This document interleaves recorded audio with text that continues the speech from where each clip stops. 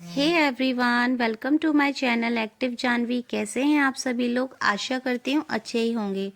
दोस्तों, आज की कहानी का टाइटल है गुलाब बेचने वाली लड़की और बिजनेसमैन की कहानी। आइए बिना समय गवाए शुरू करती हूँ अपनी वीडियो को। रात का वक्त था।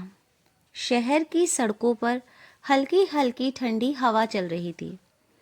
पीले लैंप पोस्ट की रोशनी में एक शख्स अकेला चलता जा रहा था, जिसका नाम था राज। उसके कदम धीमे थे, लेकिन मन की दौड़ बहुत तेज। कंधों पर बिजनेस का बोझ और दिल में एक खालीपन जिसे कोई भी नहीं भर पा रहा था। तभी फुटपाथ के एक कोने पर एक छोटी सी लड़की दिखी, गुलाब के फूल बेचती हुई। चेहरा बेहद मासूम, पर आंखों में एक गहराई थी, जैसे किसी शांत झील की हो। राज रुका, धीरे से पूछा, इतनी रात को अकेली क्यों बैठी हो? लड़की ने दुपट्टा सिर पर खींचा और बोली, अकेली नहीं हूँ साहब, ये फूल मेरे साथ है। जब तक ये नहीं बिक जाते मैं घर नहीं जाऊंगी। राज मुस्कुराया, कोई मजबूरी है क्या? वो बोली, हाँ साहब, पापा नहीं रहे, मेरी माँ बीमार रहती है और छोटा भाई पढ़ाई करता है। घर का खर्चा मुझे ही चलाना पड़ता है।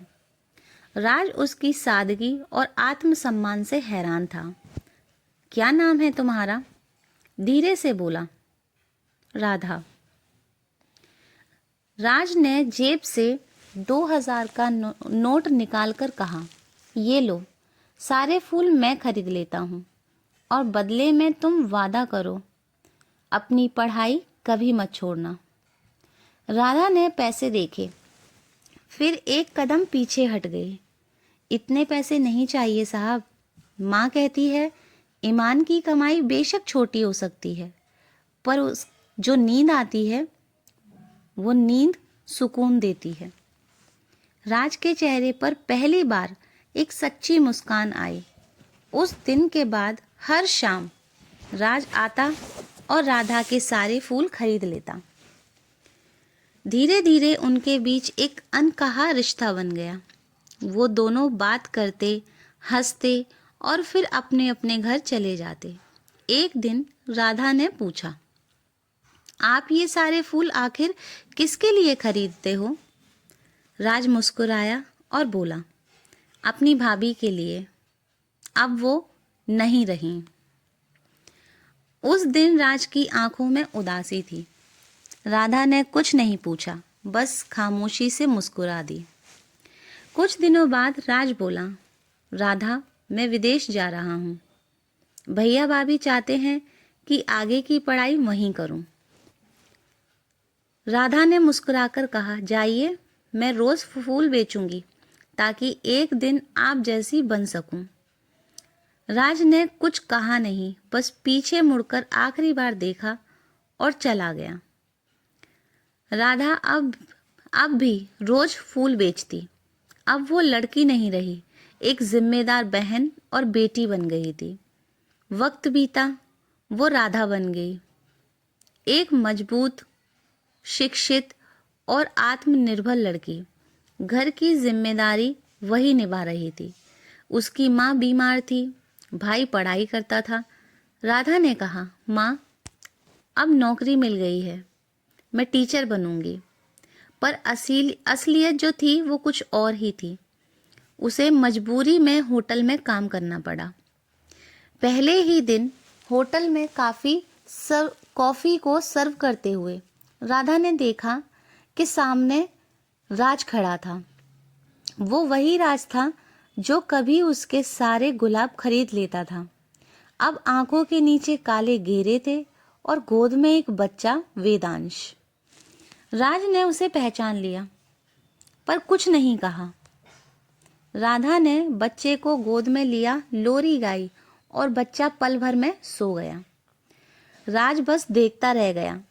उस लोरी में शायद वो सुकून था जो उसने बरसों से महसूस नहीं किया था। रात को राज ने कॉल किया, मिस राधा, माफ़ कीजिएगा, मेरा बेटा पिछले 2 घंटे से रो रहा है, क्या आप लोरी सुना सकती हैं? राधा ने पहले इनकार किया, फिर बच्चे की मासूमियत के आगे झुक गई।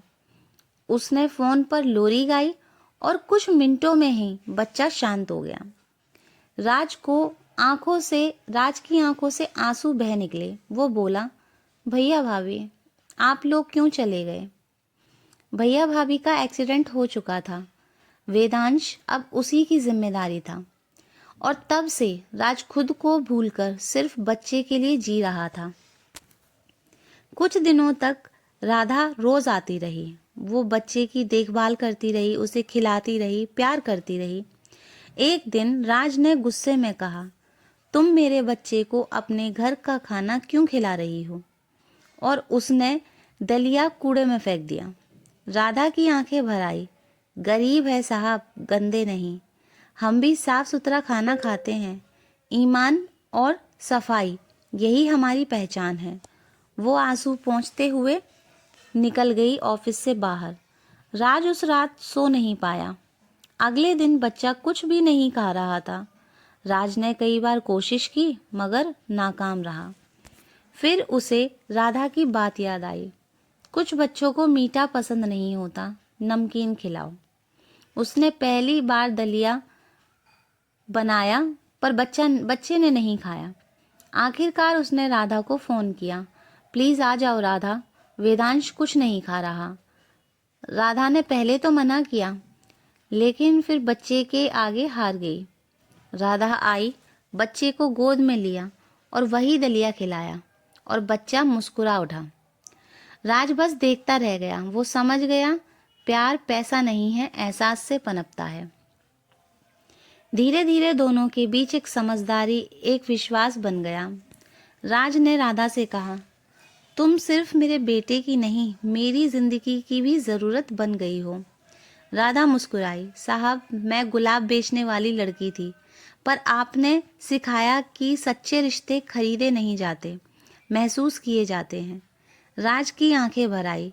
वेदांश उनकी गोदी में खिलखिला उठा और कमरे में सिर्फ एक एहसास गूंजा, वो था अपनापन।